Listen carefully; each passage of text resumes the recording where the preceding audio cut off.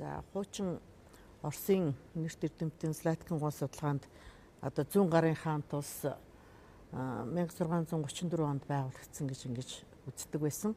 Тэгээд нэлээд одоо наривчлаад ингэж судлаад ирэхээр төр байхгүй шахааныг одоо урагшаа Хөхнөр дуу цэргэлэхэд Баатар Хунтайж бол 2 дугаар хүн болж Эрдэнэ Хунтайж. Тий, Эрдэнэ Хунтайж бол 2 дугаар одоо хүн болж нөгөө төр байхгүй шахааны дор одоо байлдаж авсан.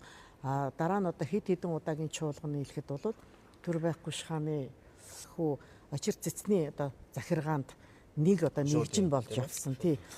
Тэгээд энэ бүгдээс үзэхэд бол одоо 100 гарын хаант улсыг бол Эрдэнэ Хунтайж байгуулсан гэж үзэх бас боломжгүй байсан.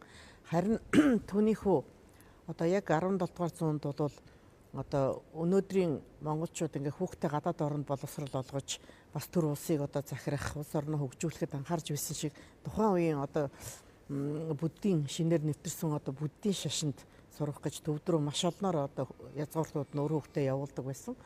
Одоо тэдний нэг бол нэг удаагийн одоо юугаар 32 одоо язгууртны хүүхдүүд төвдөд явсны дотор бол Эрдэнэ Хунтайжийнхүү галдан 1651 онд бол төвдөд Далай лам Банчинбогд нарын доор суралцгаар явж ташланбоо хийдэд сураад хожим бол тэр үед одоо өндөр гигэн бас тэнд сууж ирсэн үү? Тийм сууж ирсэн. Одоо Монголын угаасаа одоо өөр Монголд нээжтэй ер нь бол Монголын оюун санааны одоо удирдагч нар болсон том одоо хотгтууд бол бүгд одоо төвдөд сурж ирсэн. Энд бол зарим хүн бол төвд бол одоо атгаг муу санаагаар одоо өөрийн шашныг нэвтрүүлж монголчуудыг хооронд нь хагаралдуулах гэдэг тэр бол тийм биш юм а. Төвдүүд бол угаасаа тэр шашин номын улс орн болохоор харин монголчуудыг одоо оюун санаа шашин номоор нь дэмжиж тэдний цэргийн хүчээр өөрийн улсыг хамгаалуулах дорн зүгээс ирж байгаа улс орны аюулыг одоо тэдний хүчээр хамгаалж өөрийн улсад халдаахгүй байх мөн монголчуудыг оюун санаагаар нь одоо нэгтгэхтэн дэмжих ийм одоо бодлогыг явуулж исэн гэж үзэж байна. Яг нь зарим судлаачдын үзэлдгээр бол улаан шарын тэмцэл нь бол бас халх хоёрдын одоо тэмцэлд бол нөлөө үзүүлсэн гэж ингэж хэлдэг. Тэгээ энэ нь бол яг шашин номын ялгаа одоо байсан байж болох. Тэгээд тухайн үеийн улс төрийн нөхцөл байдал гэдэг бол одоо өнөөдөр зөвхөн хэдэн хүн дотроо учраа болохгүй ингэж яхад бол тухайн үеийн тэр Төв Азийн тэр том орнуудын гаднаас явуулж байгаа бодлого дотооддоо одоо эв гуваа болохгүй байгаа. Энэ бүх хүчин зүйл одоо маш хүчтэй нөлөөж исэн гэдгийг бол бас тооцож үзэх хэрэгтэй.